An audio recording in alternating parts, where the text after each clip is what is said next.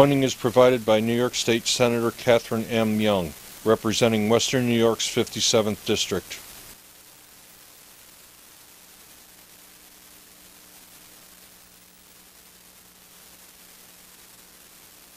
Funding is provided by Absolute Care of Westfield, committed to returning the favor to those who have spent a lifetime caring for others, located on 26 Cass Street in Westfield, New York.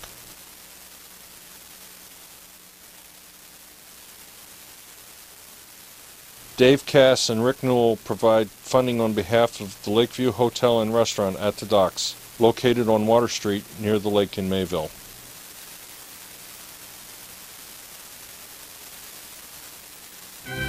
From the Chuck Kelsey Television Studio of Access Channel 5 in Mayville, it's Senior Report with Reed Powers.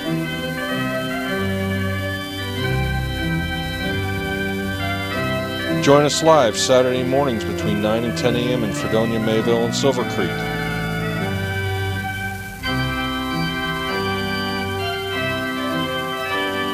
Call in and share a thought or wish someone a happy birthday with Chautauqua County's only on-air senior program.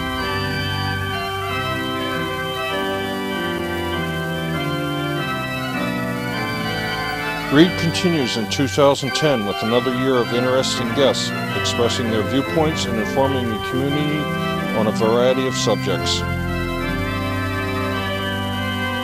And now, here's Reed Powers. And what a beautiful day in Chautauqua County, and the leeks are fantastic. Millions of them up in the woods. They are the most delicious. I'm going to eat one right in front of you, and you'll see that they are just wonderful. I'll tell you how delectable they are. You go into the woods, and you'll see millions of them. They have a little leaf just like this, and there are a whole bunch of them. They grow in huge flocks, and this is a little past the prime. Actually, the best time to eat them is in April and May, March or April, but they're still perfectly good. They get a little woody as time passes.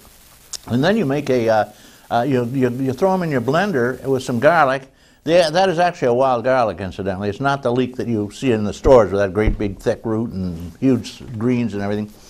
And it's just fabulous as a sauce. You put it in with a little garlic and salt and olive oil, mix it up, and then you can stick it in your freezer and use it forever and ever almost. Just don't leave it in the refrigerator too long because you could get bacteria in it. But it is wonderful. You take a little of that and you substitute it for butter or for oil or for garlic or anything in a sauce when you're making your spaghetti or your lasagna. Put it in a salad. Oh, fantastic. But the best way and the easiest way to eat them is just dip them in some salt. I always carry a little salt. They're easy to clean up. You find them by the billions. You can bring a 5-gallon bucket with you. And to clean them, you just go like that. And the skin and everything all comes off. And then you use your thumbnail to nip the root off. You can go through a 5-gallon bucket in 10 minutes. But here's the way you eat them. You just pour a little salt in your plate, and you dip the guy into the salt, and then munch. Delicious. Like a little onion. Delicious. And there you go, friends. I'm going to eat them doing the program.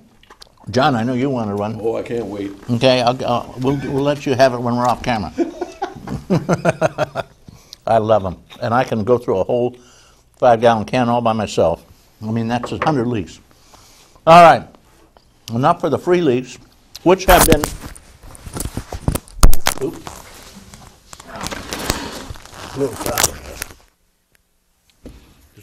just lost my mic. Here we are. The DEC, God bless them, have declared them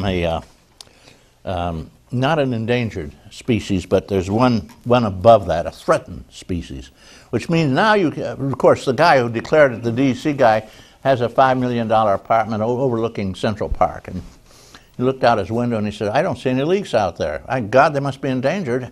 He hasn't been up in the rest of the state. I mean, there are literally billions of leeks and huge, mile after mile of leeks up here.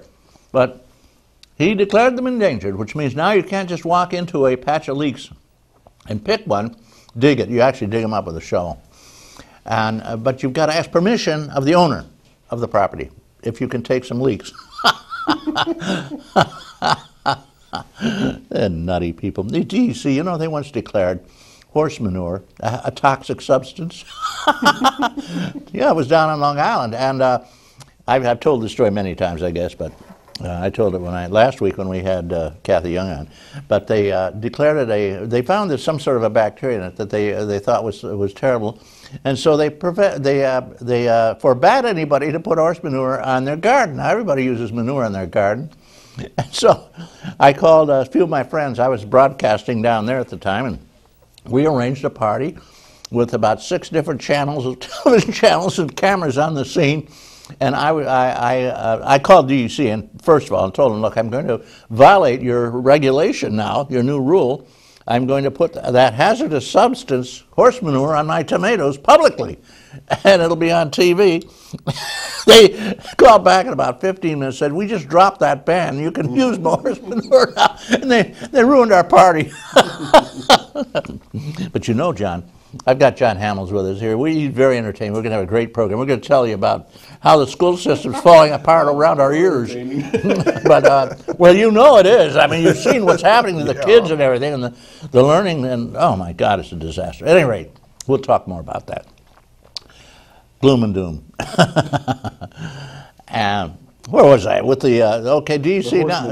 Okay, we did the horse manure. Then a few weeks later, in their brilliance, the DEC, I don't know what kind of morons they hire for the DEC, but how they get on, I guess it must be an unemployable cousin or uncle or somebody who has some sort of official in the state government. But they decided that somebody noticed on their fire smoke alarm, there's a little round bud there, metal thing, and it has the nuclear thing on it, because there's a micro million like the same amount on your night watch, you know, your phosphorescent watch.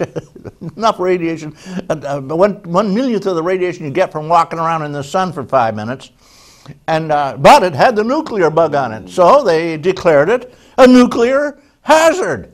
The DEC, this is on Long Island, and I called them up and I said, you know, if this is a nuclear hazard, first of all, there are probably about, maybe 10 million on Long Island alone that get thrown away every year because they die. Now, you can't put them in the trash. They're a nuclear hazard. I said, well, why not? They're dangerous, nuclear hazard.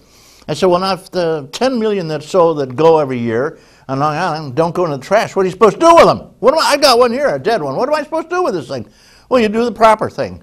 Take care of it the correct way. I said, what's that? He said, well, you have to call the officials who do this and find out what you're supposed to do. So I looked it up, and nuclear hazards, I looked up hazardous materials and called the company. I said, look, I got this nuclear hazard here. It's the bug on my, the activator on my smoke alarm, and what do I do? I said, well, if it's a nuclear hazard, we have to treat it as such. I said, well, what's that mean? He says, well, we come in with protective clothing and a lead-lined truck, and we bring in a lead casket, and we put it in that carefully, using tweezers and things from a distance, and then we seal it up, and we take it to New Jersey, where we store it for a while, and then eventually it goes out to Utah. We've got a nuclear hazard dump out there, and we bury it some several hundred feet underground. I said, oh, really?